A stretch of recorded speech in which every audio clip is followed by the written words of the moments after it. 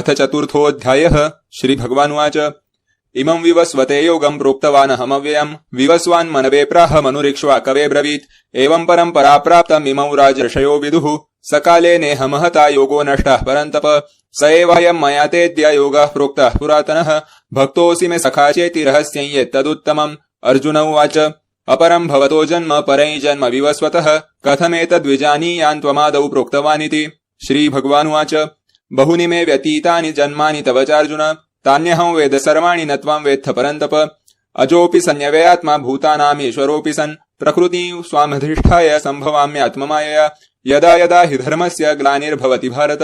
अभ्युत्थानमधर्मस्य तदात्मानं सृजाम्यहम् परित्राणाय साधूनां विनाशाय च दुष्कृतां धर्मसंस्थापनार्थाय सम्भवामि युगे युगे जन्म कर्म च मे दिव्यं मे वै यो वेत्ति तत्त्वतः त्यक्त्वा देहं पुनर्जन्म नैति मामेति सोऽर्जुन वीतराग भयक्रोधा मन्मया मामुपाश्रिताः बहवो ज्ञानतपसा पूता मद्भावमागताः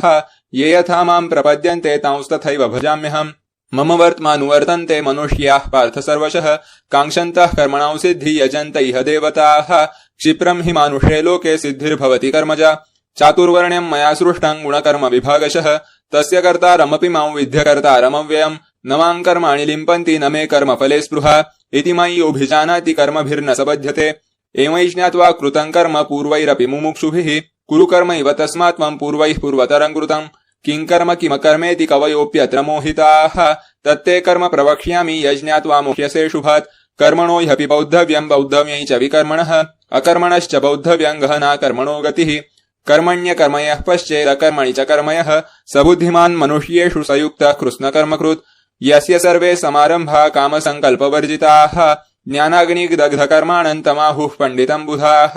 त्यक्त्वा कर्मफलासङ्गं नित्यतृप्तो निराश्रयः कर्मण्यभिप्रवृत्तोऽपि नैव किञ्चित् करोति सः निराशीर्यत चित्तात्मा त्यक्त सर्वपरिग्रहः शारीरं केवलं कर्म कुर्वन्नाप्नोति किल्बिषम् यदृच्छालाभसन्तुष्टो द्वन्द्वातीतो विमत्सरः समसिद्धावसिद्धौ च कृत्वापि न निबध्यते गतसङ्गस्य मुक्तस्य ज्ञानावस्थितचेतसः यज्ञायाचरतः कर्म समग्रं प्रविलीयते ब्रह्मार्पणं ब्रह्महविर्ब्रह्माग्नौ ब्रह्मणाहुतं ब्रह्मैव तेन गन्तव्यं ब्रह्म कर्म समाधिना दैवमेवापरे यज्ञै योगिनः पर्युपासते ब्रह्माग्नावपरे यज्ञै यज्ञैनैवोपजुह्वति श्रोत्रादीनीन्द्रियाण्यन्ये संयमाग्निषु जुह्वति शब्दादीन् विषयानन्य इन्द्रियाग्निषु जुह्वति सर्वाणीन्द्रियकर्माणि प्राणकर्माणि चापरे आत्मसंयमयोगाग्नौ जुह्वति ज्ञानदीपिते द्रव्ययज्ञास्तपोयज्ञास् योगयज्ञास्तथा परे स्वाध्यायज्ञानयज्ञाश्च यतयः संशितव्रताः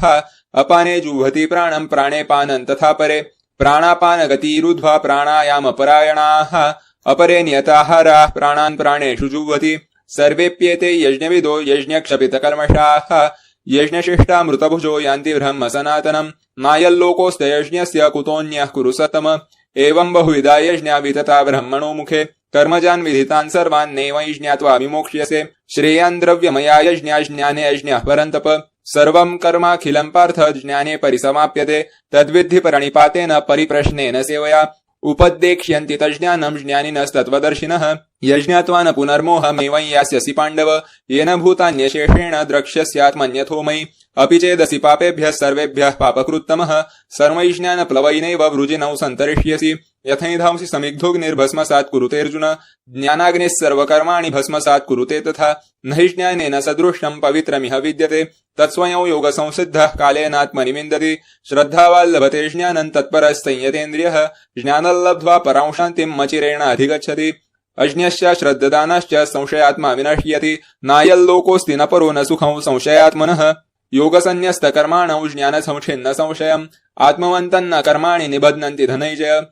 तस्मादज्ञानसम्भूतं रुस्तौ ज्ञानासीनात्मनः छित्त्वैनौ संशयं योगमातिष्ठोत्तिष्ठ भारत। ओं तत्सदिति श्रीमद्भगवद्गीतासु उपनिषत्सु ब्रह्मविद्यायां योगशास्त्रे श्रीकृष्णार्जुनसंवादे ज्ञानकर्मसन्न्यासयोगो नाम चतुर्थोऽध्यायः।